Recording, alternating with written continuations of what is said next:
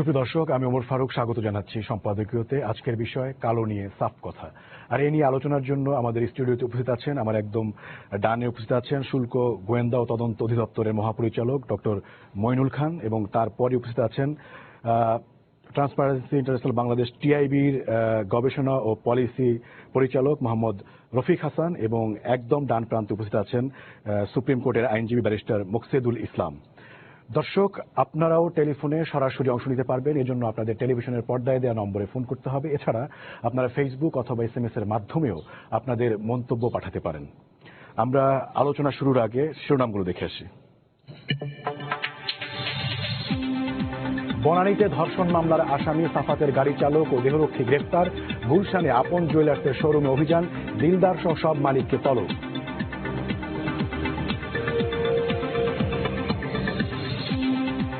রমজানে দাম নিয়ন্ত্রণে খোলা বাজারে টিসিবির 5টি পণ্য বিক্রয় শুরু। সারা দেশে 185টি ট্রাকে বিক্রি হচ্ছে ভোগ্যপণ্য। চাহিদার তুলনায় সরবরাহ কমের অভিযোগ। পর্যাপ্ত আমদানি থাকায় রোজায় বাড়বে না ভোজ্য তেলের দাম, বলছেন ব্যবসায়ীরা।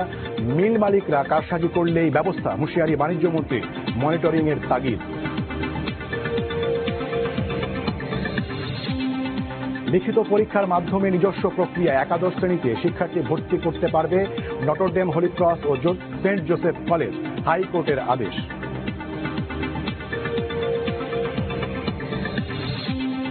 এবং বৃষ্টিতে এডিস মশা বাড়ায় সারা দেশে চিকুনগুনিয়া ভাইরাস জ্বরের প্রকোপ।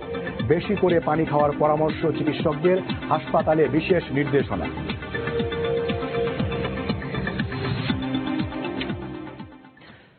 আপনাদের তিনজনকেই স্বাগত জানাচ্ছি আমাদের আজকের এই আলোচনায়। আমরা যদিও নাম দিয়েছি কালো নিয়ে সাফ কথা, তবে সম্প্রতি যে আপন জুয়েলার্সে শুল্ক গোয়েন্দার যে সাঁড়াশি অভিযান চলছে সেটা তো বলাই যায়, সেটিকে প্রসঙ্গ ধরেই আসলে এই আয়োজন। তা আমি প্রথমেই বিভিন্ন সামাজিক যোগাযোগ মাধ্যম সহ সব ক্ষেত্রে যে প্রশ্নটি, মানে প্রধান প্রশ্ন যেটি হচ্ছে যে এখন কেন, এই প্রশ্নের উত্তর জানার মধ্য দিয়ে আমি আলোচনায় যেতে চাই। আমি প্রথমেই অনুরোধ করব শুল্ক গোয়েন্দা ও তদন্ত অধিদপ্তরের মহাপরিচালক ডক্টর মইনুল খান, আপনাকে। ধন্যবাদ। একটা প্রাসঙ্গিক প্রশ্ন, এটা মিডিয়াতে বেশ আলোচিত হচ্ছে যে এখন কেন। এর একটা জবাব হচ্ছে যে আমাদের এই যে স্বর্ণ নিয়ে কিন্তু আমরা নতুনভাবে কাজ করছি না, এটি কিন্তু দীর্ঘদিনের একটা কাজের অংশ। আমাদের কিন্তু যেখানে স্বর্ণ চোরাচালান হচ্ছে সেখানে কিন্তু আমাদের অবস্থান আমরা স্পষ্ট করছি। আপনারা জানেন যে এয়ারপোর্ট এবং বিভিন্ন জায়গায় বাসাবাড়িতেও কিন্তু আমরা এই স্বর্ণটা উদ্ধার করছি, এবং যারা জড়িত তাদেরও কিন্তু আমি আইনের আওতায় নিয়ে আসছি। সুতরাং এখন যে অভিযানটা হচ্ছে এটা কিন্তু নতুন কিছু নয়। আমরা অভিযোগ পেয়েছি এবং তার ব্যবসার একটা আগেই অস্বচ্ছতার একটা তথ্য আমাদের কাছে ছিল। শুধু তিনি নন, আরও বেশ কয়েকজন ব্যবসায়ীর, সেটা নিয়ে কিন্তু অনেকদিন থেকে কাজ হচ্ছে। আর সম্প্রতি বনানীতে যে ধর্ষণের ঘটনাটা ঘটেছে সেটাকে সামনে রেখে মিডিয়াতে এবং গণমাধ্যমে ব্যাপকভাবে কিন্তু আলোচনা হচ্ছে, তথ্য কিন্তু শেয়ার হচ্ছে। এই তথ্যগুলো কিন্তু আমাদের কাছে এসেছে এবং কিছু কিছু ক্ষেত্রে আমরা দেখেছি যে অভিযোগটা আসলে সুনির্দিষ্ট, এবং সেটি আমরা গত কয়েকদিন ধরে আমরা যাচাই করেছি, বাছাই করেছি। ইভেন আমাদের যে ডাটাবেজ আছে, সিস্টেম আছে, সেখানেও আমরা প্রাথমিকভাবে আমরা তথ্য সংগ্রহ করেছি। তাতে আমাদের কাছে প্রতীয়মান হয়েছে যে এই ব্যবসায়ের ক্ষেত্রে যে অস্বচ্ছতা আছে সেটি আসলে পরীক্ষা করা দরকার। আর আপনারা জানেন যে ইতিমধ্যে যে ঘটনাটি ঘটেছে সেখানে ডার্টি মানির একটা ইনফ্লুয়েন্সের আমরা বিভিন্ন তথ্য পাচ্ছি, কারণ ডার্টি মানি না থাকলে এরকম একটা ঘটনা ঘটতো না। তো সুতরাং সেটির সন্ধান করাটাও কিন্তু আমাদের দায়িত্ব। আর আরেকটি গুরুত্বপূর্ণ বিষয় হচ্ছে যে সরকারি সংস্থা কিন্তু শুধুমাত্র প্রোঅ্যাক্টিভ হয়ে যে কাজ করে তা নয়, অনেক সময় রিঅ্যাক্টিভ হয়েও কাজ করে। ঘটনা ঘটার পরে সুষ্ঠু তদন্তের মাধ্যমে দোষী যারা তাদেরকে কিন্তু আইনের আওতায় আনাটাও কিন্তু তদন্তকারী সংস্থার দায়িত্ব। আমরা যে ঘটনাটা ঘটেছে, সুতরাং এই ঘটনাকে সামনে রেখে কিন্তু আমরা এই অভিযানের পরিচালনা করার সিদ্ধান্ত গ্রহণ করেছি। এখন আমরা সুষ্ঠু তদন্ত করে দেখব যে আসলে এর সাথে ডার্টি মানির একটা সংযোগ ছিল কিনা, এবং তার যে অস্বচ্ছতার যে বিষয়টা সেখানে কোনো অনিয়ম আছে কিনা, আইনের কোনো ব্যত্যয় আছে কিনা। এবং আমরা যদি দেখা যায় যে এখানে গুরুতর অভিযোগ যেটা আসছে সেটা প্রমাণিত হচ্ছে, আমরা তার বিরুদ্ধে আইনানুগ ব্যবস্থা গ্রহণ করব। এখানে অ্যাবসলিউটলি আইনানুগভাবে কিন্তু এই অভিযানটা পরিচালনা করা হচ্ছে এবং আইনানুগভাবেই এই অভিযানগুলোর শেষে যে অনুসন্ধান এবং তদন্ত কার্যক্রম যেটা চলছে সেই অনুযায়ী কিন্তু এটা নিষ্পত্তি হবে। এখানে কোনো সারপ্রাইজের কোনো কিছু নাই, আমাদের একেবারে সামগ্রিক অর্থে এটা রুটিন ওয়ার্ক এবং এর মাধ্যমে আমরা একটা দৃষ্টান্তমূলক একটা শাস্তির ব্যবস্থা করতে চাই, যাতে করে এরকম আরও যে ডার্টি মানির ব্যবহার আছে সমাজে সেটি যেন নিয়ন্ত্রণে আসে এবং সেটার সাথে যেন ক্রাইমের কোনো সম্পর্ক না থাকে, সেটার ব্যাপারে কিন্তু আমরা বার্তা দিতে চাই। আমরা আশা করি যে বিভিন্ন মিডিয়ার আমরা সমর্থন পাচ্ছি, পাবলিকের একটা ডিমান্ড আছে, বিভিন্নভাবে বিভিন্ন সোর্স থেকে কিন্তু আমাদের কাছে রিকোয়েস্টও পাঠানো হচ্ছে যে যাতে করে আমরা এই ঘটনার সুষ্ঠু তদন্ত করি এবং দোষী যারা তাদের বিরুদ্ধে আইনানুগ ব্যবস্থা গ্রহণ করি। সেক্ষেত্রে আপনি বলেছেন যে আপনাদের কাছে আগেই অস্বচ্ছতার বিষয়টা আপনাদের কাছে আগেই ধরা পড়েছে, তো সেই ক্ষেত্রে আগেই কি অভিযানটা করা যেত না? আমরা তো আগে অনেকগুলো প্রতিষ্ঠানের ক্ষেত্রে কিন্তু অভিযান পরিচালনা করেছে। আপনি জানেন যে আগে তো পল্টনের জুয়েলার্সের বিরুদ্ধে তো এইভাবে এখন যে কায়দায় করছেন সেভাবে কি কখনো অভিযান করেছেন? আমরা পল্টনের যে রেডটা করেছে, একটা বাসা বাড়িতে তিনি গোল্ডের ব্যবসা করেন, গোল্ড ট্রেডার, তার বাড়ির বাসা থেকে বিভিন্ন বালিশের নিচে বিভিন্ন ফ্লোরে লুকায়িত অবস্থায় প্রায় 2 মণ স্বর্ণ এবং 5 বস্তা টাকা, এটা তো আমরা হাতে নাতে ধরেছি এবং তাকে কিন্তু আইনের আওতায় নিয়ে আসা হয়েছে। এছাড়াও বিভিন্নভাবে আমরা কিন্তু স্বর্ণ উদ্ধার করছি। তো যেখানেই তথ্য আসছে স্বর্ণ চোরাচালানের, সেখানে কিন্তু আমাদের অবস্থান আমরা স্পষ্ট করছি। যে কোনো এই আপন জুয়েলার্স কেন, আমাদের কাছে যদি অন্য কোনো জুয়েলার্সের কোনো তথ্য সুনির্দিষ্টভাবে আমাদের কাছে আসে, আমরা যদি প্রাথমিকভাবে ভেরিফাই করে যদি দেখি যে সেখানে অস্বচ্ছতা আছে, ডেফিনেটলি সেখানেও কিন্তু অনুরূপ ব্যবস্থা গ্রহণ করা হবে। আচ্ছা, এই ক্ষেত্রে আমি আরেকটা বিষয় জানতে চাই, সেটি হচ্ছে যে শুল্ক গোয়েন্দা তো একটি মানে গোয়েন্দা সংগঠন, মানে এনবিআর একটা গোয়েন্দা পার্ট। সেই ক্ষেত্রে মানে গোয়েন্দা তথ্য আপনাদের কাছে বেশি গুরুত্বপূর্ণ মনে হচ্ছে, নাকি এখন যে আপনি বলছেন যে পাবলিক ডিমান্ড এবং মিডিয়ার তথ্য, মিডিয়ার প্রচারণা, কোনটা বেশি আপনাদের কাছে গুরুত্বপূর্ণ মানে এই ধরনের অভিযানের ক্ষেত্রে? আমাদের অধিদপ্তরের নামই হচ্ছে শুল্ক গোয়েন্দা ও তদন্ত অধিদপ্তর। আমাদের গোয়েন্দা হচ্ছে একটা সামগ্রিক কার্যক্রমের অংশ। আমাদের ইনভেস্টিগেশন এবং এনফোর্সমেন্ট, এই তিনটারই কিন্তু আমাদের ক্ষমতা দেওয়া হয়েছে। তো সুতরাং এখানে আমরা যখন যেটার প্রয়োজন আমরা সেটা ব্যবহার করি। আমাদের 3টা উইং আছে, 3টা উইংয়ে আমাদের প্রশিক্ষিত লোকজন তারা ব্যবহৃত হচ্ছেন, বিভিন্ন জায়গায় তারা খোঁজখবর নিচ্ছেন এবং প্রিভেন্টিভমূলক একই সঙ্গে এনফোর্সমেন্টমূলক দুই অংশেই তারা সমান স্বাক্ষর রাখছেন। আর আরেকটা কথা জাস্ট বলা দরকার, সেটি হচ্ছে যে ইন্টেলিজেন্সের কিন্তু বিভিন্ন সোর্স থাকে। একটা হচ্ছে নিজস্ব নেটওয়ার্ক, আর হচ্ছে পার্টনারশিপের নেটওয়ার্ক, আর হচ্ছে কাভার্ড নেটওয়ার্ক, আর হচ্ছে ওপেন সোর্স। মিডিয়ার যে তথ্য, বিভিন্ন ওপেন সোর্সে যে তথ্য, সোশ্যাল মিডিয়াতে যে তথ্য আছে, সেটাও কিন্তু source of information, and that could also be used for intelligence. যে তথ্যটা পত্রপত্রিকা আসছে, যে তথ্যটা মিডিয়াতে শেয়ার হচ্ছে, এটাও কিন্তু সোর্স অফ ইন্টেলিজেন্স। সুতরাং প্রায়শই আমরা এই ধরনের ইনফরমেশনটাকে ইন্টেলিজেন্স পারপাজে আমরা কাজে ব্যবহার করি। জি, আমরা এখন যাব টিআইবির পরিচালক গবেষণা পলিসি মোহাম্মদ রফিক হাসান আপনার কাছে। সেটা হচ্ছে যে টিআইবির পক্ষ থেকে নানা সময়ে যেটি অভিযোগ করা হয় যে দুর্নীতি প্রতিরোধে সরকারি যেসব প্রতিষ্ঠান রয়েছে তারা ততটা সক্রিয় থাকেন না এবং অতটা ইফেক্টিভও থাকেন না, কার্যকর না। এখন কাস্টম ইন্টেলিজেন্স যেই পদ্ধতিতে কাজ করছে সেটাকে আপনারা কিভাবে মূল্যায়ন করছেন? ধন্যবাদ আপনাকে। এটা তো অবশ্যই একটা বিশেষ ঘটনা, তাই না?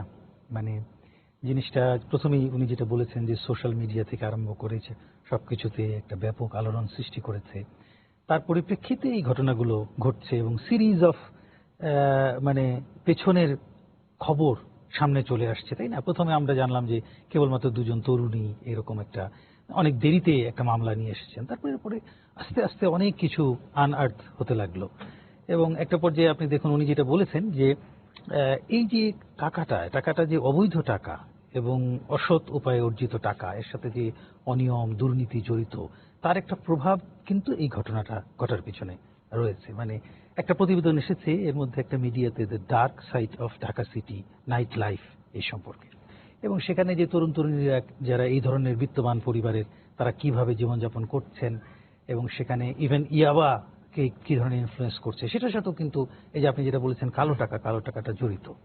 তো আমরা আমাদের প্রতিষ্ঠানের পক্ষ থেকে দীর্ঘদিন ধরে কালো টাকার বিপক্ষে বলে আসছি, এবং আমরা মনে করি যে দুর্নীতির মাধ্যমে যে এই সম্পদটা সঞ্চয় করা হয়ে থাকে, পরবর্তীতে আবার অনেক সময় আমরা দেখি যে, অনেক সময় প্রতি বছরই আমরা দেখি যে এই কালো টাকাকে সাদা করবারও একটা সুযোগ করে দেওয়া হয়। এটার ব্যাপারেও আমরা ট্রান্সপারেন্সি ইন্টারন্যাশনাল বাংলাদেশের পক্ষ থেকে সবসময় ব্যাপক প্রতিবাদ করে আসছি। কালো টাকার সাথে দুর্নীতি অবশ্যই অঙ্গাঙ্গিভাবে জড়িত, ক্রাইমও জড়িত। করাপশন এবং ক্রাইম দুটাই খুব ওতপ্রোতভাবে কালো টাকার সাথে জড়িত। তো যেটা আসলে আপনি প্রশ্ন করেছেন যে এখন কেন, এইটাই কিন্তু আমাদের আসলে ঘুরে ফিরে আজকের মূল প্রশ্ন। আমরা অনুষ্ঠান শুরুর আগেও উনি একটু আলাপ এর করছিলাম। মধ্যে যে হ্যাঁ। উত্তর দিয়েছেন তাতে কি আপনি সন্তুষ্ট হতে পারছেন না? এটা সন্তুষ্ট অসন্তুষ্ট এভাবে বলবো না, কিন্তু আমি বলবো যে আসলে এটা কতটুকু কাঙ্ক্ষিত, কারণ এটা তো সিস্টেমিক রেসপন্স হলো না। এটা হঠাৎ স্পোরাডিক একটা ঘটনার পরিপ্রেক্ষিতে আমি ব্যাপকভাবে রেসপন্স করলাম। 5টা শাখাতে আমি গিয়েছি, আমি রেড করেছি, আমি গোল্ডগুলো সিজ করেছি, কাগজপত্র দেখছি সঠিক আছে কিনা, দেখা যাচ্ছে কাগজপত্র সঠিক নেই, স্বচ্ছতার অভাব আছে। এটা একটা ঘটনা কেন্দ্রিক, অর্থাৎ আমি সারা দিলাম, বা যেটা আমাদের একটা ভাষা আছে না, টনক নড়া। মনে হচ্ছে যে না আমাদের এখন টনক নড়েছে। কিন্তু আপনি যদি আমাদের শুধু গোল্ডের ব্যাপারটাই আপনি চিন্তা করেন, তা আমরা পত্রপত্রিকায় দেখলাম যে 5 বছর ধরে আমদানি এটা বৈধভাবে করা যাচ্ছে না। পার্সোনাল ব্যাগেজে হয়তো কিছু আসে, কিন্তু সারা বাংলাদেশে গোল্ডের ব্যবসার যে মার্কেটটা রয়েছে, সেটা কি এই পার্সোনাল ব্যাগেজে আসা গোল্ডের মাধ্যমে চাহিদা মেটানো সম্ভব? নিশ্চয়ই সম্ভব না। নিশ্চয়ই এই প্রচুর পরিমাণে গোল্ড এই অস্বচ্ছভাবেই বাংলাদেশে আসছে, এটা কিন্তু এই ধরনের পরিসংখ্যান দিয়ে প্রমাণ করে দেওয়া সম্ভব। এটার জন্য কিন্তু আপন জুয়েলার্সের 5টি শাখায় যে কাগজ দাবি করে বলার প্রয়োজন পড়ে না। এবং আপনি জানেন যে গোল্ডটা কিন্তু কেন দীর্ঘদিন ধরে নিষিদ্ধ, এটা সঙ্গে অর্থনীতিবিদরা এটা আরো ভালো বলতে পারবেন। আমরা সাধারণভাবে জানি যে এটা অর্থনীতির জন্য ক্ষতিকর, কারণ আমাদের যে অত্যন্ত মূল্যবান যে বৈদেশিক মুদ্রা রয়েছে, সেই বৈদেশিক মুদ্রা আসলে অনুৎপাদনশীল খাতে চলে যায়। গহনা তৈরি এর মতো একটা খাতে ব্যাপক টাকা কিন্তু এখানে ইনভেস্ট হয়ে যায়। আরো এছাড়া আপনার মানি লন্ডারিং বা ইত্যাদির সঙ্গে এটার কিন্তু ওতপ্রোত সম্পর্ক আছে। তো সুতরাং আমরা মনে করি যে এটা ভালো যে হচ্ছে, যে একটা রেসপন্স যে হচ্ছে, কর্তৃপক্ষ যে রেসপন্স করছেন, তারা যে যাচ্ছেন। আপনি জানেন প্রথমে সোশ্যাল মিডিয়াতে একটা ডিমান্ড আসলো যে আপন জুয়েলার্সকে বর্জন করা হোক। তারপরে যখন ঘটনার জবানবন্দিগুলো আসলো, তখন কি কি ধরনের কথা তারা বলেছিল। আমার বাবা এত টাকার মালিক, আমরা স্মাগল করে থাকি কিন্তু আমাদেরকে আইন স্পর্শ করতে পারে না। আমি আরো এই ধরনের ঘটনা করেছি কিন্তু আমাদেরকে আইন স্পর্শ করতে পারেনি, টাকা দিয়ে সবকিছু তারা ধামাচাপা দেবে। তারপরে যখন এই ঘটনাগুলো ঘটছে, সাধারণ একজন নাগরিক হিসেবে আমাদের কিন্তু সবারই ভালো লাগছে যে না, কর্তৃপক্ষ কাজ করছেন। কিন্তু ঘটনাটাকে যদি আমরা সার্বিকভাবে চিন্তা করি, তাহলে এটা হয়তো 6 মাস পরে, 1 বছর পরে আবার এটা হয়তো আস্তে আস্তে স্থিমিত হয়ে যাবে, এবং আপনার পরিস্থিতি হয়তো আবার আগের অবস্থায় চলে আসবে। একইভাবে কালো টাকার উৎপাদন এবং সমাজের উপরে কালো টাকার যে নেতিবাচক প্রভাবগুলো রয়েছে, সেই নেতিবাচক প্রভাবগুলো কিন্তু বহুমাত্রিক, মানে সামাজিক, সাংস্কৃতিক, রাজনৈতিক, মনস্তাত্ত্বিক বিভিন্ন স্তরে স্তরে কিন্তু এই প্রভাবগুলি, খারাপ প্রভাবগুলি রয়েছে। কারণ সে যখন এরকম অবৈধভাবে টাকা আয় করছে, তখন সে তো নিজেকেই নিজের বিবেকের কাছে কিন্তু সে এটাকে জাস্টিফাই করতে পারছে না। তার সমস্ত কর্মকাণ্ডের মধ্যে কিন্তু এর প্রতিফলন ঘটছে। সে যে কি করছে এটাকে সে নিজের কাছে পরিষ্কার করতে পারছে না, তার ইন্টিগ্রিটিটা তো নষ্ট হয়ে গেছে। হ্যাঁ, সুতরাং তার প্রতিটা বিহেভিয়ারের মধ্যে এগুলোর প্রতিফলন ঘটছে, যেটা ওই ছেলেটি যেভাবে কথা বলেছে তার থেকে কিন্তু খুব স্পষ্ট। আবার আমি শুনেছি 2-1 জন বলেছেন তার বাবাও নাকি এই ধরনের কথা বলেছে, যে আমরা তো এরকম করে থাকি, এরকম এর বয়সে এরকম করে থাকি, আমিও এখন করে থাকি। আমি জানি না সত্য কি মিথ্যা এটা। তো তাহলে কোথায় তাদেরকে এই অর্থ এবং বিত্ত নিয়ে গেছে, এর একটা কিন্তু চিহ্ন আলামত আমরা পাচ্ছি। এবং সেটাকে যদি আপনি নিয়ন্ত্রণ করতে চান, স্বাভাবিকতার দিকে আনতে চান, তাহলে এরকম একটা ঘটনার পরিপ্রেক্ষিতে 4-5টা আউটলেটে গিয়ে সিজ করা, এটা কিন্তু খুব অপর্যাপ্ত। এখানে কিন্তু আপনাকে সিস্টেমিক অ্যাপ্রোচ নিতে হবে। এবং আপনি যেটা বলেছেন যে আপনার গোয়েন্দা তথ্যগুলো নিশ্চয়ই সারা বছর একটা ধারাবাহিক কাঠামোর মধ্য দিয়ে আসে। তো আমি তাহলে যদি একজন সাধারণ নাগরিক হিসেবে বলি যে এটা তো বহু বছর ধরে আপনার নাকের ডগার উপরই ঘটছিল, আজকে আপনি মিডিয়া এবং সাধারণ মানুষের দাবির পরিপ্রেক্ষিতে গেছেন, আমি আপনাকে সাধুবাদ জানাই। আপনার এই উদ্যোগকে আমি আন্তরিকভাবে সমর্থন করি, আমি আই রেসপেক্ট ইউ। কিন্তু আবার আমি এই প্রশ্ন করব যে সারা বছর আপনি যদি এটা করতেন, তাহলে তো এই জায়গাতে আমরা হয়তো আসতাম না। এই জায়গায় আসা থেকে আমরা অনেকখানি। একজন দর্শক আছেন, তারপরে আমি ব্যারিস্টার মকসুদুল ইসলাম আপনার কাছে আসবো, একটা প্রশ্ন নিয়ে আসি। দর্শক, আপনার পরিচয় দিয়ে প্রশ্ন করুন। আমি মিজান বলছি, অস্ট্রেলিয়া থেকে। মিজানুর রহমান মিজান। জি, মিজানুর রহমান মিজান ভাই বলুন। আমার প্রশ্ন হলো যে আজকে এখানে আপন জুয়েলার্সের মালিক আপনার অবৈধভাবে সোনা চালান করতে, তার বিরুদ্ধে যে কি করা হচ্ছে, অভিযান করা হচ্ছে, কিন্তু বাকি যে আরো জুয়েলার্সের মালিক আছে তারাও যেভাবে স্বর্ণ আনছে না, তার কি নিশ্চয়তা আছে নাকি? তাদের বিরুদ্ধে কি এরকম কোন ইনভেস্টিগেশন করা হবে কিনা এবং তাদের যাচাই বাছাই করা হবে কিনা? জি, আপনাকে ধন্যবাদ ডক্টর মইনুল খান। আমরা আপনার কাছে আসবো। আমরা তার আগে একটু ব্যারিস্টার মুকসিদুল ইসলাম আপনার কাছে আসতে চাই। সেটা হচ্ছে যে মোহাম্মদ রফিক হাসান একটি পয়েন্ট যে তুলেছেন, যে উনি বলছেন যে স্বর্ণকে যদি আমদানি করতে দেওয়া হয় তাহলে বাইরে আমাদের যে বৈদেশিক মুদ্রা আছে সেটি চলে যাবে। কিন্তু এখন কি যেই আইনি যে কাঠামো আছে তাতে কি ঠেকিয়ে রাখা যাচ্ছে এই টাকা? স্বর্ণ তো আসছেই নাকি? আসলে ধন্যবাদ আপনাকে, এবং এটা আসলে একটা ভালো প্রশ্ন যে আসলে একটা এমন একটা খাতে এই টাকাটা ইনভেস্ট করা হয় তার মধ্যে কোনো সমাজের খুব একটা লাভ হয় না। আমি ব্যক্তিগতভাবে সোনা কেনার বাইরে আমি পছন্দ করি না সোনা কেনা এত বেশি। তো এখানে একটা কথা হচ্ছে যে সোনা কিন্তু আসা বন্ধ হয়নি। আমাদের যদি আমরা কোর্টে দেখি প্রায় কিন্তু সোনা আসছে, সোনা বিভিন্ন মাধ্যমে আসছে, বিশেষ করে এয়ারপোর্ট দিয়ে আসছে, এবং এমন ভাবে আসতেছে যেটা দেখে বেশ মনে হয় না যে সোনা আসে, এতটুকু বন্ধ আছে। এবং এর সঙ্গে শুল্ক বিভাগ তো প্রায় দু একজনকে ধরছে, নিশ্চয়ই তার মধ্যে থেকে কিছু ফাঁক বের হয়ে চলে যায়, নতুবা অত চেষ্টা করছে তারা কিভাবে। সুতরাং আমি মনে করি না যে শুল্ক বিভাগ ওখানেই তাদের দায়িত্বটা পালন করতেছে ওইভাবে, যেটা এয়ারপোর্টে তারা আরো ভাবে করতে পারতো।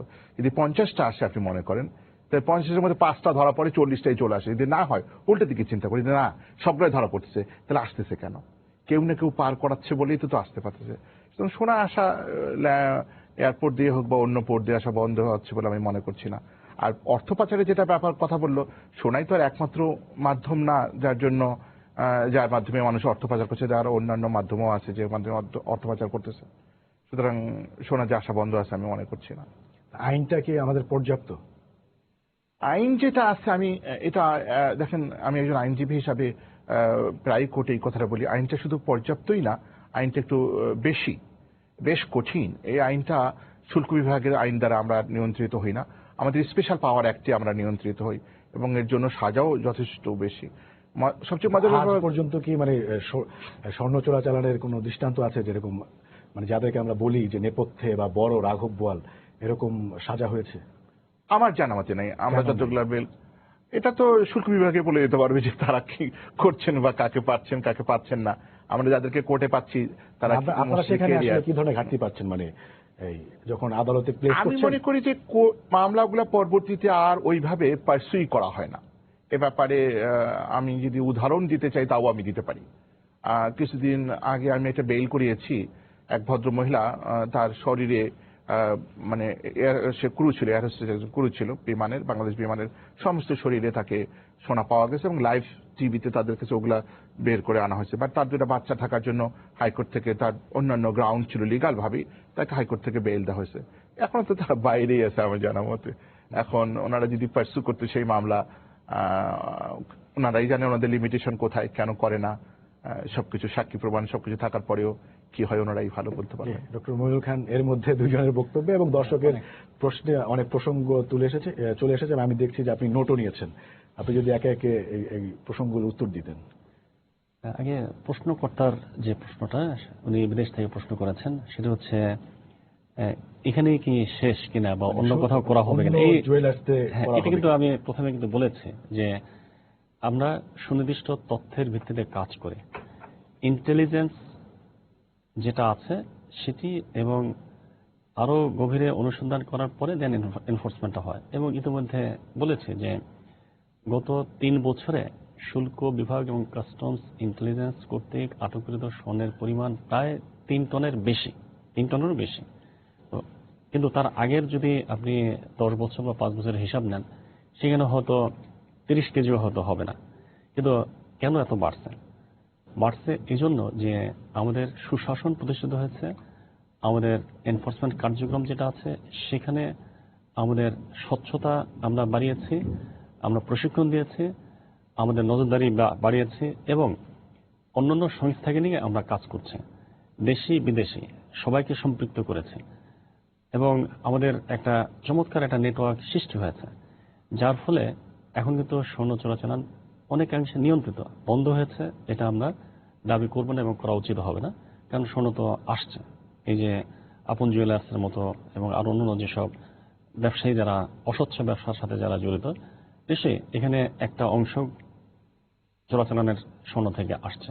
কিন্তু সকল জুয়েলারি ব্যবসায়ী যে এই চোরাচালানকৃত স্বর্ণ ব্যবহার করে এটি কিন্তু নয়, কারণ অধিকাংশ ব্যবসায়ী কিন্তু স্বচ্ছতার সাথে ব্যবসা করেন। কারণ এখানে গোল্ডের সোর্স কিন্তু শুধুমাত্র চোরাচালানকৃত স্বর্ণ নয়, রিসাইকেলকৃত যে গোল্ডটা আছে, বিশেষ করে পূর্বপুরুষের যে গোল্ডটা আছে, এটি কিন্তু ওনারশিপটা চেঞ্জ হচ্ছে। আমি আমার ছেলেকে দিলাম, আমার মেয়েকে দিলাম, মেয়ে বা ছেলে তার ছেলে মেয়েকে দিল, এভাবে কিন্তু বংশ পরম্পরায় আমাদের সমাজের মধ্যে কিন্তু এই গোলটা রয়ে গেছে এবং এটা ওনারশিপ চেঞ্জ। আমি একটু বলি, আমি একটু বলি, এরপরে রিসাইকেল করে করছে। হ্যাঁ, এর পরবর্তীতে এটা একটা সোর্স। আর আরেকটা সোর্স হচ্ছে যে ব্যাগেজ রুলে কিন্তু এখন ইম্পোর্টের একটা সুযোগ আছে। যাত্রী ব্যাগের সুবিধায় 234 গ্রাম পর্যন্ত স্বর্ণ নিয়ে আসতে পারেন। এখানে তাকে ডিক্লেয়ার করতে হবে, তাকে ট্যাক্স দিতে হবে, নির্ধারিত ট্যাক্স দিলে কিন্তু তিনি নিয়ে আসতে পারছেন এবং সেটার পরিমাণ কিন্তু প্রায় 20 ভরি। এবং অনেকে হয়তো কিছু বা বাইরে যদি বিক্রি করে দেন তার কিছু প্রফিট হচ্ছে, ইনকাম হচ্ছে, সেই ইনকামের জন্য অনেকে কিন্তু গোল্ড নিজে ব্যবহার না করলেও নিয়ে আসছেন, নিয়ে এসে স্থানীয় বাজারে বিক্রি করে দিচ্ছেন। সেটাও কিন্তু একটা সোর্স। আরেকটা সোর্স হচ্ছে বাংলাদেশ ব্যাংক, যে ব্যাংকে যে রক্ষিত যে স্বর্ণটা আছে তারা কিন্তু এটি অকশনের মধ্যে বিক্রি করছেন এবং কারা কিনছেন? এই স্বর্ণ ব্যবসায়ীরা কিনছেন। তার মানে হচ্ছে যে এখানে বৈধ গোল্ডের সোর্স আছে, কিন্তু সবগুলো কিন্তু হিসাব থাকতে হবে এবং অনেকে হিসাব মেনটেন করছেন। কিন্তু এর আড়ালে কিছু কিছু ব্যবসায়ী কিন্তু আবার দেখা যাচ্ছে যে অস্বচ্ছতার হয়তো সুযোগ নিচ্ছেন এবং যে গোল্ডগুলো স্মাগল হয়ে আসছে তার একটা অংশ এই স্থানীয় বাজারে ঢুকে যাচ্ছে। কিন্তু হয়তো সকল গোল্ড কিন্তু গহনা বানানোর জন্য আসছে তা নয়। উনি খুব ভালোভাবে বলেছেন যে একটা পোর্শন ক্রাইমের সাথে কিন্তু সংযুক্ত হচ্ছে। আমরা সাম্প্রতিককালে জানছি, মিডিয়াতেও আসছে যে অর্থ পাচার হচ্ছে, এক যে ভলিউমে হোক অর্থ পাচার হচ্ছে, এটা আমরা হয়তো স্বীকার করতে অসুবিধা নেই। কিন্তু বাট কিছু কিছু ক্ষেত্রে তো অর্থ পাচার হচ্ছে। এখানে অন্যান্য ড্রাগ সহ বিভিন্ন রকম ক্রাইম ফাইন্যান্সিং হচ্ছে, অস্ত্র ব্যবসা চলছে, বিভিন্ন রকম সমাজে অস্থিরতা আছে, ক্রিমিনাল ক্রাইম হচ্ছে। এই সকল কিছুর মূলে কিন্তু ডার্টি মানি। এই ডার্টি মানিটা একটা অন্যতম সোর্স হচ্ছে স্মাগলিং এবং এখানে কিন্তু কোনো না কোনোভাবে গোল্ড কিন্তু জড়িয়ে পড়ছে। এই যে হুন্ডি বলেন, বিভিন্ন রকম বিভিন্ন অস্বচ্ছ যেসব লেনদেন আছে সেখানে কিন্তু গোল্ডটাকে ট্রানজ্যাকশনের মাধ্যম হিসেবে ব্যবহৃত হয়। তো আমাদের উদ্বেগটা কিন্তু সেখানে। আর ব্যবসায়ীরা যারা গোল্ড ব্যবহার করছেন, এখানে সরকারের হয়তো তেমন কোনো লস হচ্ছে না, কিন্তু লস হচ্ছে তারা ট্যাক্সটা পাচ্ছে না। ট্যাক্সটা দুইভাবে ক্ষতিগ্রস্ত হচ্ছে। একটা হচ্ছে যে ইম্পোর্ট স্টেজে যে ট্যাক্সটা পাওয়ার কথা সেটি আমরা পাচ্ছি না, আর একই সঙ্গে ডোমেস্টিক্যালি যে গোল্ডটা ব্যবহার হচ্ছে সেই ডোমেস্টিক্যালি এখানে ভ্যাট আছে, আবার ইনকাম ট্যাক্সও আছে। তো ডোমেস্টিক ইম্পোর্ট স্টেজে যদি তার কাগজ না থাকে তাহলে এখানে তো সে শো করতে পারছে না, সে কিন্তু ডিক্লেয়ারও করবে না। ডিক্লেয়ার করলে তো সোর্স তার বলতে হবে। তো এই জন্য কিন্তু ইম্পোর্ট স্টেজে যদি সে স্মাগলিং করে গোল্ডটা নিয়ে আসে তাহলে কিন্তু তিনি ভ্যাটও ফাঁকি দিচ্ছেন, ইনকাম ট্যাক্স কিন্তু ফাঁকি দিচ্ছেন। সুতরাং সরকার কিন্তু এই ব্যাপক রাজস্ব এখানে কিন্তু হারাচ্ছেন। আর একই সঙ্গে যারা অন্যান্য ক্রাইম ফাইন্যান্সিং এর সাথে জড়িত তাহলে সেগুলো কিন্তু আমাদের নিরাপত্তাকে বিঘ্নিত করছেন। অপরিচালিত যে নিরাপত্তা সেটা কিন্তু বিঘ্নিত করছে, সেটাও আমাদের একটা উদ্বেগের কারণ। আর ওনার যে প্রশ্নের জবাব সেটি হলো যে যেহেতু আমরা আগেও বলেছি যেখানে সুনির্দিষ্ট অভিযোগ পাওয়া যাবে সেখানে কিন্তু আমরা কাজ করব এবং আমাদের নেটওয়ার্ক আছে, আমাদের অনেকগুলো সোর্স আছে, ওপেন সোর্স হচ্ছে ওয়ান অফ দেম। আমরা এই ক্ষেত্রে উনি যেটা বারংবার বলার চেষ্টা করেছেন যে স্পোরেডিক যেন না হয়। আমরা কিন্তু সবসময় সিস্টেমেটিক ওয়েতেও কাজ করছি, যেটা সবসময় বলে আসছি যে প্রোঅ্যাক্টিভ হয়ে কাজ করছি। প্রোঅ্যাক্টিভ হয়ে যে কাজ করছি সেটা কিন্তু নজির আছে। শুল্ক গোয়েন্দা কর্তৃপক্ষ এককভাবে প্রায় 1 টনের বেশি স্বর্ণ গত 3 বছরে উদ্ধার করেছে। বহু রাঘব বোয়ালকে কিন্তু আইনের আওতায় নিয়ে আসছে। উনি যেটা বলেছেন যে সাজার হয় না, একেবারে দৃশ্যমান সাজা হয় না, বাট আমার কাছে তথ্য আছে মিডিয়াতেও এসেছে, চট্টগ্রামে ইভেন ঢাকাতে যাবজ্জীবন জেলের ঘটনা কিন্তু ঘটছে। রাঘব বহলও কিন্তু ধরা পড়েছে। আপনি বলেছেন যে পার্সিউ করা হয় না। আচ্ছা, এখানে একটু দায়িত্বের ক্ষেত্রে একটা সীমাবদ্ধতা আছে এবং সীমারেখা আছে, সেটি স্পষ্ট করা দরকার। উনি বলেছেন যে শুল্ক বিভাগ এটা করছেন না। শুল্ক বিভাগের কিন্তু কাজের ক্ষেত্রে আইনের দ্বারা বিভাজন আছে, কার কি রেসপন্সিবিলিটি। শুল্ক বিভাগ কিন্তু যখন এয়ারপোর্টগুলোতে স্বর্ণ উদ্ধার করে এবং আসামিকে ধরে, প্রাথমিক যে তথ্য আছে, প্রমাণাদি আছে, সেগুলো সহকারে কিন্তু থানায় সোপর্দ করছে, অন্য একটা সংস্থার কাছে তদন্তের জন্য সোপর্দ করছে, হস্তান্তর করছে। পুলিশের বিভিন্ন সংস্থা আছে, তারা কিন্তু আসামিকে নিচ্ছেন এবং বাকি যে মামলার তদন্ত যে কার্যক্রম সেটি তারা পরিচালনা করছেন, চার্জশিটও দিচ্ছেন। এবং সাম্প্রতিককালে আমরা দেখেছি পুলিশ বেশ ভালো তদন্ত করেছে। অনেকগুলো চাঞ্চল্যকর মামলা যেগুলো আছে, 124 কেজি গোল্ড সেটার ক্ষেত্রে কিন্তু চার্জশিট হয়েছে, 106 কেজি গোল্ড সেটা চার্জশিট হয়েছে, 105 কেজি গোল্ড চার্জশিট হয়েছে। উনি যেটা বলেছেন যে একজন আমাদের ক্রু এবং ক্রুর সাথে জিএম ক্যাপ্টেন পর্যন্ত তাদেরকেও কিন্তু ধরা হয়েছে, তাদের মধ্যে কিন্তু চার্জশিট হয়েছে। আমরা কিছুদিন আগে, জাস্ট 2 মাস হয় না, একজনকে বাসাবাড়ি থেকে আমরা উদ্ধার হাতে নাতে ধরেছি, তার স্বীকারোক্তি ছিল। তিনি কিন্তু এখন পর্যন্ত জামিন পায় নাই। ঘটনার প্রায় 3 বছর হয়ে গেছে, 2-2.5 বছর হয়ে গেছে, কিন্তু এখন পর্যন্ত জামিন পায় নাই। এবং তিনি একটা আদালত থেকে জামিন পেয়েছিল, আমরা আবার আপিল করে তার জামিনটা ঠেকিয়ে দিয়েছে। এখন এখানে দায়িত্বের ক্ষেত্রে একটু বিভাজনের কথা আমরা বলছি। শুল্ক বিভাগ শুধুমাত্র আটক করে মামলা দায়ের করে, এরপরে কি হচ্ছে বাকি কাজগুলো কিন্তু আরেকটা সংস্থা করছে। পার্সিউ করার বিষয়টা, চার্জশিট দেওয়ার বিষয়টা পুলিশ কিন্তু করছে। বাট আমার জানা তথ্য মতে, আমি ব্যক্তিগতভাবে, উনি সিস্টেমের কথা বলছেন, আমরা কিন্তু সিস্টেম ডেভেলপ করেছি, আমরা কিন্তু পার্টনারশিপ ডেভেলপ করেছি, বিভিন্ন সংস্থার সাথে কাজ করছি। আগের তুলনায় এখন দৃশ্যমান ফল আমরা পাচ্ছি, কনসিকুয়েন্স কিন্তু আমরা এস্টাবলিশ করতে পারছি। এই যে মামলাটা হয়েছে, তাদের সাথে সার্বক্ষণিক যোগাযোগ করেই কিন্তু আমরা খোঁজখবর রাখছি এবং তারাও কিন্তু আগের তুলনায় অনেক অনেক বেশি সচেতন এবং এই স্বর্ণ চোরাচালানের ব্যাপারে তারা একেবারে জিরো টলারেন্সে কাজ করছে। এবং যার ফলে কিন্তু সমন্বিত উদ্যোগ আছে এখানে। স্বর্ণ চোরাচালান, উনি যেটা বলছেন যে 50টা আসে, 5টা ধরা পড়ে, এই তথ্যটা উনি কিভাবে বলেন আমি জানি না। কারণ ওনার কাছে যদি থেকে থাকে যে 45টা বের হয়ে যাচ্ছে, 5টা ধরা পড়ছে, তো উনি আমাদেরকে জানাক যে 45টা বের হচ্ছে, আপনারা ধরেন, আমরা কিন্তু তাহলে সাথে সাথে অ্যাকশন নিতে পারবো। যদি অ্যাকশন না নেই, তখন উনি বলতে পারবেন যে আমি তো তথ্য দিচ্ছিলাম, তো ধরো নাই। আমি ওনার কথাই বলছি না, এরকম কিন্তু পারসেপশনটা কিন্তু এরকম আছে, কিন্তু আমাদেরকে সুনির্দিষ্টভাবে বলতে হবে। তবে আমাদের যেহেতু নেটওয়ার্কটা এখন আগের তুলনায় অনেক বেশি সচেতন, স্ট্রং, আমাদের এখন নেটওয়ার্কে কিন্তু কম ধরা পড়ছে, কম, আমাদের ভলিউম কিন্তু কমে গেছে। এখন ঝুঁকি নিয়ে কিন্তু মানুষ পেটের ভিতর করে, রেকটামের ভিতর করে বিভিন্ন ঝুঁকি নিয়ে কিন্তু স্বর্ণগুলো আনছে। কেন আনছে এটা কিন্তু ঠেকানো যাবে না। কারণ আমেরিকাতে, উন্নত বিশ্বে তাদের ড্রাগ এনফোর্সমেন্ট অনেক শক্তিশালী, তারা অনেক টেকনোলজি ব্যবহার করে, অনেক টাকা তারা ইনভেস্ট করে, কিন্তু তারপর ড্রাগ কিন্তু রাস্তা রাস্তায় পাওয়া যাচ্ছে। তার মানে ডিমান্ড থাকলে কিন্তু আসবে।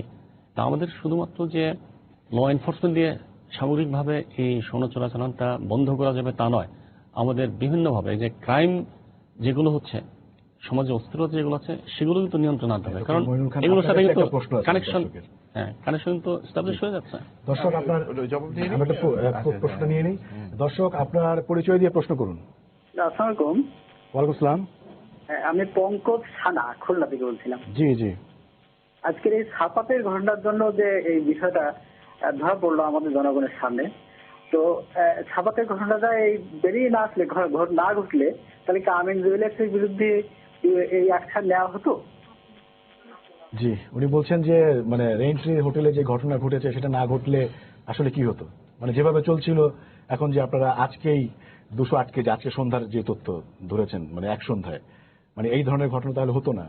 এবং মানে অন্যান্য যেসব জুয়েলার্স আছে সেগুলি বলছেন যে আপনারা সুনির্দিষ্ট তথ্য পেলে তারপরে সেগুলিতে ব্যবস্থা নেবেন। তার মানে হচ্ছে যে এখনো কি অন্যরা কি পার পেয়ে যাওয়ার একটা? Definitely not. আমি আগে কিন্তু বলেছি, আমার ইন্ট্রোডাক্টরি বক্তব্যে কিন্তু স্পষ্ট করে বলেছি, আমরা কতিপয় ব্যবসায়ীর, ইনক্লুডিং আপন জুয়েলার্সের কাছে আমাদের কাছে তথ্য ছিল, এটা নিয়ে কিন্তু কাজ হচ্ছিল। এখনো কিন্তু আমাদের ওই বাকি যে নামগুলো আছে সেগুলো নিয়ে কাজ হচ্ছে।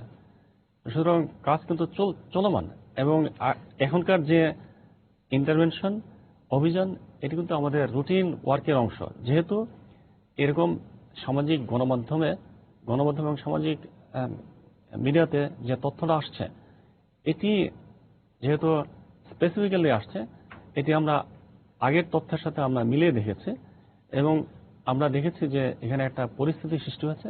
সুতরাং আমরা অ্যাপ্রোপ্রিয়েট টাইমে আমরা অ্যাপ্রোপ্রিয়েট অ্যাকশনটা আমরা নিয়েছি। এইভাবে আরও যেসব তথ্য আছে, আরও যেসব ব্যক্তির অস্বচ্ছ হিসাব আছে, সেগুলো কিন্তু আমরা কাজ করছি। সেগুলো কিন্তু আমাদের বলতে পারেন যে মানে এরকম এটি যেহেতু একটা গোয়েন্দা তথ্য, এটি আসলে পাবলিকলি শেয়ার করা ঠিক হবে না। তবে আমরা কিন্তু কাজ করছি। আমাদের কিন্তু একটা কাজ করার ক্ষেত্রে তো আস্থারও জায়গা আমরা তৈরি করছি। কারণ আপনি দেখেন যে আমরা কিন্তু যখন কাজ করি তখন কিন্তু সবাইকে সম্পৃক্ত করেই কাজ করে, মিডিয়াকে সম্পৃক্ত করে কাজ করছে, যাতে করে তারাও কিন্তু দেখতে পায় আমরা কি কাজ করছি, কত সীমাবদ্ধতার মধ্যে আমরা কাজ করছি। যে আপনি কিছু যোগ করতে চাচ্ছিলেন? আমি এটি যোগ করতে চাচ্ছিলাম সবার আগে, যে উনি বললে যে আমি ওনাকে তথ্য দেই বা জনগণ ওনাকে তথ্য দেয়। এখানে আমরা আসলে পক্ষ প্রতিপক্ষ আমরা শাস্তি চাচ্ছি না, তাই আমি ভাবছি যে আমরা সবাই এক ফ্লোরেই কথা বলতেছি। তথ্য দেওয়ার দায়িত্ব বোধহয় আমারও না বা জনগণেরও না। আর আমি যখন ওই 50 এবং 45 বলেছি, এটা উল্টাটাও হতে পারে। আমার এখানে মোরাল যেটা ছিল যে আসছে, হয়তো 50টা ধরা পড়ছে বা একটা পড়তেছে না, বা 50টা থেকে একটা ধরা পড়তেছে, দুটো একটা, vice versa. I am not here saying that this is the statistics. আমি বলছি যে আসছে। আরেকটা কথা উনি বারবার বলছেন যে তথ্য উপাত্তের ভিত্তিতে উনি করেছেন, জনগণ এটা খাচ্ছে না। আমি ব্যক্তিগতভাবে যেটা মিডিয়াতে দেখতেছি এবং সবকিছু মিলে দেখতেছি, আপন জুয়েলার্স কিন্তু একটা ছোটখাটো কিছু না, একটা প্রতিষ্ঠান যেটা এদেশে বহুদিন থেকে চলে। মানুষের অনেক আবেগ অনুভূতি এই প্রতিষ্ঠানে জড়িত, অনেকে বিয়ে গহনা কিনছে এই প্রতিষ্ঠান থেকে, আনন্দ ফুর্তি জড়িত, এখানে অনেক লোক কাজ করে। সুতরাং আপন জুয়েলার্স হঠাৎ করে আক্রমণটা, বা আক্রমণ বলবো না, শব্দটা আমি উঠাই নিচ্ছি, যে আপন এই মুহূর্তে এই যে রেটটা, ওনারা তো সুনির্দিষ্ট অভিযোগের ভিত্তিতে ওনারা বলছেন, বাট এমনকি ওনারা যদি আইন মেনেও সবকিছু মেনে করে থাকে, এই মুহূর্তে জেনারেল পারসেপশন হচ্ছে যে না, সামথিং ইজ রং। এটা হলো 1 নম্বর কথা। 2 নম্বর কথা, আপনাকে একটা জিনিস মনে রাখতে হবে যে এই যে আমরা একটা ঘটনার পরিপ্রেক্ষিতে এখানে আসতেছি, আপনাদের সবার মনে আছে বোধহয় একটা এমপি, লিটন নাম ছিল, সুন্দরগঞ্জের এমপি, একটা ছেলেকে গুলি করেছিল, তখন পেপারে পত্রিকায় সব জায়গায় দেখাচ্ছিল। আমি তার লয়ার ছিলাম এবং আমি তাকে বেইল করিয়েছিলাম। সেই সময় আমি প্রতিদিন আপনাদের মিডিয়াতে এসেছি। সেই সময় তার যে সন্দেহটা ছিল যে তাকে আক্রমণ করতেছে, তার পরিপ্রেক্ষিতে সে নিচে একটি গুলি করেছে, সেই গুলিটা বাচ্চাটার ওখানে অত সকালবেলা কোত্থেকে আসলো, যেভাবেই হোক না কেন, আমি ওই শিখে নাই। বাট তার ধারণাটা কিন্তু সত্য প্রমাণিত হয়েছে জীবন দিয়ে, যে something is somewhere wrong, he was under some kind of influence. এখন যতক্ষণ পর্যন্ত রায় হয়নি, যতক্ষণ পর্যন্ত বিচার হয়নি, ততক্ষণ পর্যন্ত আপন জুয়েলার্সের ছেলেকে জড়িয়ে যেসব কথাবার্তা বলা হচ্ছে, সেটা কতটা যৌক্তিক, এবং সেই যৌক্তির উপর ভিত্তি করে তার বাপকে পানিশমেন্ট দেওয়া হচ্ছে কিনা, এইটা একটু আমাদের ভেবে দেখতে হবে। যে আমার সন্তান একটা কাজ যদি করে থাকে, সেটা বিচার হবে, পানিশমেন্ট হবে। আমার যেটা কথা হলো যে এইভাবে আমরা কি কোনো প্রকার কোনো প্রকার হঠকারিতার সুযোগ নিচ্ছি কিনা, আমাদের হলো প্রশ্নটা। যে বাবা মা মানে সমাজে যদি কোনো দুর্নীতিগ্রস্ত ব্যক্তি যদি বড় প্রতিষ্ঠান গড়ে তোলেন এবং সেখানে যদি হাজার হাজার লোক কাজ করেন, তাহলে কি সেই প্রতিষ্ঠানের বিরুদ্ধে ব্যবস্থা নেওয়া যাবে না? তাই মনে করছি। আমি এক জায়গায় উল্লেখ করেছিলাম যে প্রথমে কিন্তু ফেসবুকে এটা আহ্বান এসেছিল যে আপন জুয়েলার্সকে বর্জন করুন। ওই সময় কিন্তু আমারও ব্যক্তিগত মনে হয়েছে যে ব্যক্তিগতভাবে ঠিক উনি যে কথাটা বলছেন যে আসলে একজনের দায়ে আরেকজনকে আসলে শাস্তি দেওয়া হচ্ছে কিনা। আপন জুয়েলারির মালিক তো শুধুমাত্র তার বাবা নয়, আরো কয়েকজন, উনি অন্যতম মালিক, এটা আমরা শুনেছি। একটা প্রতিষ্ঠানের সাথে অনেকের চাকরি বাকরি ইত্যাদি জড়িত আছে। কিন্তু তারপরেও আমি বলবো যে যখন এই জিনিসগুলো আনআর্থ হয়েছে, যে এটা স্টিল এটা অ্যালিজডলি, অবশ্যই এতে কোনো সন্দেহ নেই যে অভিযোগ আকারে সব বিষয়টা পুরোপুরি আছে। কিন্তু যে অভিযোগের পরিপ্রেক্ষিতে আজকে আপন জুয়েলার্সে যাওয়া হলো এবং যেটা পাওয়া গেল, সেটা নিয়ে কিন্তু এখনো পর্যন্ত সন্দেহের খুব একটা অবকাশ নেই। ওনার একটা সময় বেঁধে দিয়ে এসেছেন, 17 তারিখ পর্যন্ত উনি বলছিলেন। এর মধ্যে তারা যদি কাগজপত্র দেখাতে পারে তাহলে কিন্তু তারা অবশ্যই এই অবস্থা থেকে সরে আসতে পারবে। আর যদি ব্যর্থ হয় তাহলে ওনারা যেটা সন্দেহ করেছেন এখানে অস্বচ্ছতা আছে, এই ঘটনাগুলোকে উনি যেভাবে বলছেন ঠিক পুরোপুরি সেভাবে দেখার অবকাশ আমার মনে হয় না যে রয়েছে। এটা রেসপন্স করা হয়েছে এবং এই রেসপন্সটা সোশ্যাল রেসপন্স এবং এর মধ্যে একটা সোশ্যাল সাইকোলজি কাজ করছে। এটাকে কিন্তু খুব নিগেট করবার বা বিরোধিতা করবার কিছু নাই, এটা হওয়া উচিত। আমি ব্যক্তিগতভাবে মনে করি যে হ্যাঁ, এত সাময়িকভাবে মনে হচ্ছে যে অনেক চাকরি বসে গেল, আজকে 5টা আউটলেট বন্ধ হয়ে গেল, রুটি রুজির সংকট হলো, কিন্তু তারপরে এটা কিন্তু ঠিক যে এটা এক ধরনের পজিটিভ রেসপন্স। কিন্তু তারপরে আবার আমরা যেটা আলোচনা করছিলাম একদম প্রথমেই, যেটা আপনি বলেছেন যে এখন কেন, হ্যাঁ, এবং এটা সিস্টেম্যাটিক অ্যাপ্রোচে আমরা অগ্রসর হতে পারছি কিনা। উনি একটা প্রশ্ন তুলেছেন যে উনি 5টার কথা বলেছেন, 5টা ধরা পড়ে, 45টা ধরা পড়ে না। এটা কি ওনার কাছে কোনো তথ্য উপাত্ত আছে? আসলে এইরকম তথ্য উপাত্ত দিয়ে তো আমরা কোনোদিনই দুর্নীতির কথা বলতে পারবো না। আমরা দুর্নীতিবাজ কি সবসময় কি তথ্য উপাত্ত রেখে যান? এটা আমাদের পারিপার্শ্বিকতা, সমস্ত ঘটনা ইত্যাদি বিচার করে বলতে হয় যে দেখুন ওই যে সারা বাংলাদেশে এই সোনার মার্কেটটা কতখানি, এইটাই যদি আপনি এস্টিমেট করেন তাহলে আপনি বুঝতে পারবেন এইটাকে ফিট করবার জন্য ওই যে বংশ পরম্পরায় বা রিসাইক্লিং এর যে সোনাটা আছে সেটা কত পার্সেন্ট ফুলফিল করছে। 40% করছে, 50% করছে, বাকি 50% সোনা যে ওই যে বলেছেন 20 ভরি নিয়ে আসতে হয়, এই 20 ভরি দিয়ে কি এই ব্যবসাটা চালানো, এই মার্কেটটা চালানো সম্ভব? এটা ভায়াবল না। এর জন্য অবশ্যই চোরাচালানের মাধ্যমে সোনা আসতে হবে। এর জন্য আমাকে যদি বলা হয় রফিকুল হাসান আপনি প্রমাণ দেখান, আমি তো সাক্ষাৎ কোনো প্রমাণ দেখাতে পারবো না, কিন্তু এই যুক্তিগুলি দ্বারা আমরা কিন্তু জিনিসটাকে এস্টাবলিশ করতে পারবো। আর আজকে যখন আপনি বললেন একটা আউটলেটে যেই যদি আপনি 208 কত 208 208 কেজি, 208 কেজি একটা আউটলেটে গিয়ে আপনি কাগজপত্র ছাড়া পাচ্ছেন, তাহলে ওই যে আমাদের গ্রামের ভাষায় যে কথাটা বলে যে ওই হাড়িতে একটা চাল টিপলেই তো বোঝা যাচ্ছে যে পুরো হাড়ির অবস্থা কি। একজন তো প্রশ্ন করেছেন যে আপনারা তো আপন জুয়েলার্সে গিয়েছেন, তো বাকি জুয়েলারিগুলিতে আপনারা যাচ্ছেন না কেন? আমাদের ওই দর্শকের মতো আমাদেরও ধারণা সাধারণ নাগরিক হিসেবে যে বাকি জুয়েলারিতে গেলে পারেও এরকম অস্বচ্ছ অনেক কিছু পাওয়া যাবে। তো সুতরাং টোটাল ঘটনাটাকে উনি আইনের দৃষ্টিতে অবশ্যই আমি ওনার বক্তব্যকে আমি শ্রদ্ধার সাথে দেখি যে যতক্ষণ পর্যন্ত একজন অভিযুক্ত, ইনি একজন অভিযুক্তই, আমরা কিন্তু তাকে শাস্তি দিতে পারবো না যতক্ষণ পর্যন্ত অভিযুক্ত এখনো শাস্তি দেওয়া হয়ও নাই। হ্যাঁ, হয়নি। শুল্ক গোয়েন্দাকে এখনো শাস্তি দেয়নি। যে পদক্ষেপটা শুল্ক গোয়েন্দা অধিদপ্তর নিয়েছে, আমি একটু ব্যারিস্টার বকুল ইসলামের কাছে জানতে চাচ্ছি, শুল্ক গোয়েন্দা আপনাকে মনে হচ্ছে যে এরই মধ্যে আপন জুয়েলার্সের মানে শাস্তি দেওয়া হয়ে গেছে? না, আমি যেটা মনে করি যে এটা একটা সবচেয়ে দুঃখজনক আমাদের সমাজে, বিশেষ করে কথাটা সম্পূর্ণরূপে শুল্কর বিপক্ষে বা ওনার বিপক্ষে বা আমার বিপক্ষে বা মিডিয়ার বিপক্ষে, কারোর পক্ষে আমি বলতে চাচ্ছি না। জেনারেল পারসেপশনটা কি, এই যে ঘাতক ও হচ্ছে কি যেন শব্দটা হচ্ছে কি, ধর্ষক, একদম ছবি সহ আসতেছে। এটা কিভাবে বলতেছে মানুষ? কিভাবে আপনারা দেখাচ্ছেন? কিভাবে আপনারা লিখতেছেন? কার ভিত্তিতে লিখতেছেন? এটা তো আমি বলছি না এর পক্ষে বা বিপক্ষে, আসুক না কোর্টে, প্রমাণ হোক না, তারপর না হয় বলি। এখন সামাজিকভাবে প্রতিটা ক্ষেত্রে আমরা যে দেখতেছি যে কোনো একটা কিছু বাইরে থেকে প্রকাশ পেলে আমরা ধরে নিচ্ছি এটা হয়ে গেছে। এই কান কথায় কান দিয়ে চিলের পিছিয়ে দৌড়াচ্ছি, কানটাতে হাত দিয়ে দেখছি না আমার কানটা আছে না নাই। গোয়েন্দা বিভাগ যেভাবেই করুক না কেন, আমরা চাই যে তারা কাজ করুক, আমরা চাই যে তারা সবকিছু। সেই ক্ষেত্রে আপনার সাজেশনটা, আপনি জানেন যে আপনি নিজেই বললেন যে হিউজ আপনার সোনা ঢুকছে, তো সেই ক্ষেত্রে আপনার সমাধানটা কি? বলি, উনি এই যে ধর্ষণের ক্ষেত্রে উনি বললেন যে আদালতে যখন প্রমাণ হবে তখন আমি বলতে পারবো তিনি ধর্ষক, তার আগে বলা যাবে না। কিন্তু এখানে তো আলামত আছে, এখানে স্টেটমেন্ট আছে, কনফেশন আছে, এখানে বিভিন্ন সার্কামস্ট্যান্সেস আছে, সেটা তো কিছু না কিছু নির্দেশ করছে। এরপরে তো প্রাইমারি অভিযোগ গঠনের জন্য এগুলো তো আমলে নিতে হবে, সেই কাজটাই কিন্তু এখন চলছে। আর উনি যেহেতু এটা বলছেন আদালতে তথ্য প্রমাণাতি না হওয়া পর্যন্ত এটা বলা যাবে না, দ্যাট ইজ ট্রু। কিন্তু এটা যদি সত্যি হয় তাহলে উনি যে এটা বললেন যে পারসেপশন হচ্ছে 50টা বের হয়ে যাচ্ছে, 5টা ধরা পড়ছে, এর যে অনুমান আছে, অনুমানের কিন্তু একটা ভিত্তি থাকা দরকার। কিন্তু আমার কাছে যে তথ্যটা আছে এটা কিন্তু তথ্য, আমার কাছে যে বিষয়টা আছে এটা কিন্তু একেবারে তথ্য যে আমি গত 3 বছরে 1000 কেজি 1100 কেজি গোল্ড আমরা উদ্ধার করেছি এবং 100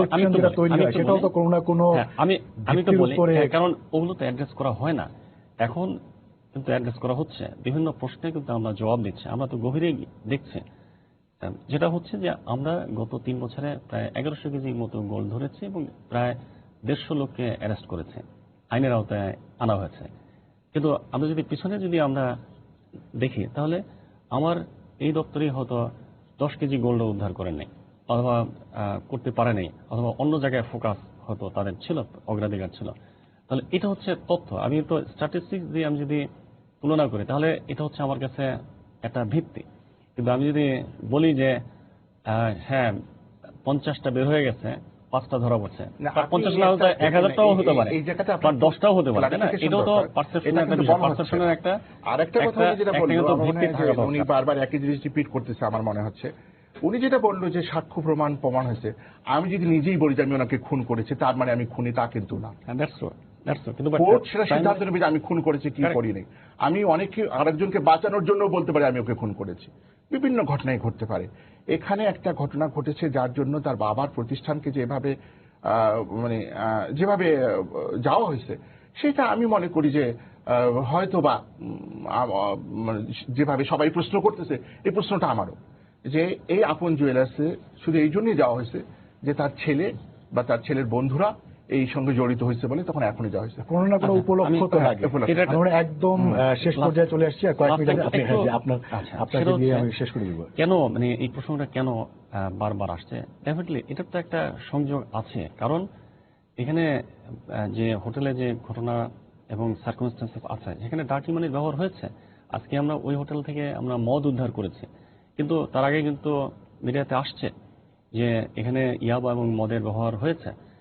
হয়তো আমরা আজকে যে গতকালকে আমরা যে মদ উদ্ধার করলাম, তার থেকে প্রমাণিত হয় যে ওখানে মদের একটা সরবরাহ ছিল, হয়তো মদ সেখানে ব্যবহারও হয়েছে হয়তো ওই সময়, ওই ঘটনার সময়। এটা হচ্ছে একটা আমাদের তদন্তের মাধ্যমে প্রাপ্ত তথ্য অনুযায়ী। নাম্বার হচ্ছে আমি তো বলি এটা হচ্ছে এই প্রমাণ না, আমি বলছি যে এই সার্কামস্ট্যান্সেস কি নির্দেশ করছে। আর সেখানে একটা ডার্টি মানির ব্যবহার হয়েছে, ইয়াবার ব্যবহার হয়েছে, এখানে রুম ভাড়া করে যে টাকাটা দেওয়া হয়েছে সেটা আচ্ছা। আরেকটা হচ্ছে যে অলরেডি স্টেটমেন্ট আসছে যে আমার বাবা চোরাচালান করে 100 কোটি টাকা দিলে সেটা পার পেয়ে যাবে, এই ধরনের যে কথাবার্তা আসছে, তিনি চোরাচালানের সাথে জড়িত, সুতরাং তাকে কেউ তিনি ধরাছোঁয়ার বাইরে, এই তথ্যটা আসছে। সুতরাং এগুলো তো সার্কামস্ট্যান্সেস নির্দেশ করছে যে বিষয়গুলো তো খতিয়ে দেখা দরকার। সুতরাং আমাদেরকে এই পাবলিক ডিমান্ডের প্রতি আমাদের শ্রদ্ধা রাখতে হবে, আমাদের সম্মান প্রদর্শন করতে হবে। সরকার তো পাবলিকের জন্য পাবলিক ডিমান্ড যে অন্যান্য জুয়েলার্সের অবশ্যই সেখানেও আমরা যাব, আমরা প্রোভাইডেড যে সুনির্দিষ্ট আমরা তথ্য যেগুলো যাচাই বাছাই হচ্ছে, এটি আমরা স্বতঃসিদ্ধভাবে